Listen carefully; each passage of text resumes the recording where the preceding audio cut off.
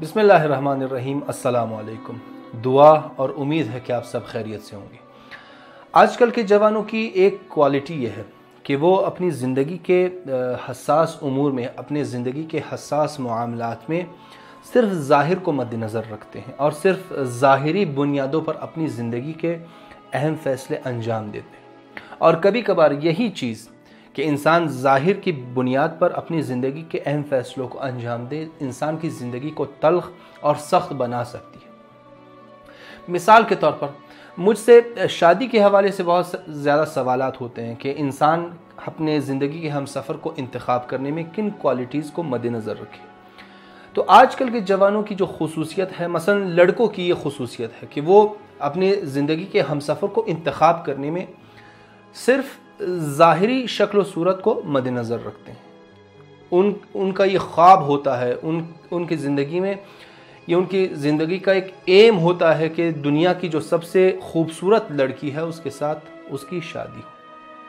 اور لڑکیوں میں بھی اسی طرح وہ اپنی زندگی کے ہم سفر کو انتخاب کرنے میں اچھی نوکری، بڑے گھر، جائیداد، ان چیزوں کو مد نظر رکھتے ہیں، در حال کہ یہی چیزیں انسان کے لیے مشکلات ایجاد کر سکتی ہیں۔ یہی ظاہری چیزیں انسان کی زندگی کو جہنم بنا سکتی ہیں۔ کہتے ہیں ایک دن ایک ٹیچر کلاس میں آتا ہے اور بچوں سے سوال کرتا ہے کہ بچوں، انسان کی خوبصورتی کے لیے کس چیز کا ہونا لازمی ہے؟ کہتے ہیں ایک بچہ جواب دیتا ہے کہ بڑی بڑی آنکھوں کا ہونا خوبصورتی کے لیے لازمی ہے۔ جس کی بڑی بڑی آنکھیں ہوں وہ خوبصورت شخص کہلاتا ہے۔ ایک بچہ جواب دیتا ہے کہ جس کی جلد صاف اور سفید ہو وہ خوبصورت کہلاتا ہے۔ ہر بچہ اپنے مطابق جواب دیتا ہے۔ استاد ان کو سمجھانے کے لیے کہ ظاہری چیزیں ہمیشہ خوبصورتی نہیں ہوتی، ظاہری چیزیں ہمیشہ انسان کو خوبصورت نہیں بناتی، انسان کا اخلاق انسان کو خوبصورت بناتا ہے، انسان کا باطن انسان کو خوبصورت بناتا ہے۔ ان کے سامنے ٹیچر اس بات کو سمجھانے کے لیے دو پلیٹس رکھ دیتا ہے، ایک پلیٹ سونے کا بنا ہوتا ہے اور ایک پلیٹ مٹی کا بنا ہوتا ہے۔ ٹیچر ان کو کہتا ہے کہ یہ پلیٹ جو سونے کا بنا ہے اس میں زہر ہے، اور دوسرا پلیٹ جو مٹی کا بنا ہے اس میں کچھ نہیں۔ آپ کس کو پریفر کریں گے؟ کس پلیٹ میں آپ کھانا کھانا پسند کریں گے؟ تو سب بچے جواب دیتے ہیں کہ ہم مٹی کے پلیٹ میں کھانا کھانا پسند کریں گے۔ ٹیچر کہتا ہے کیوں؟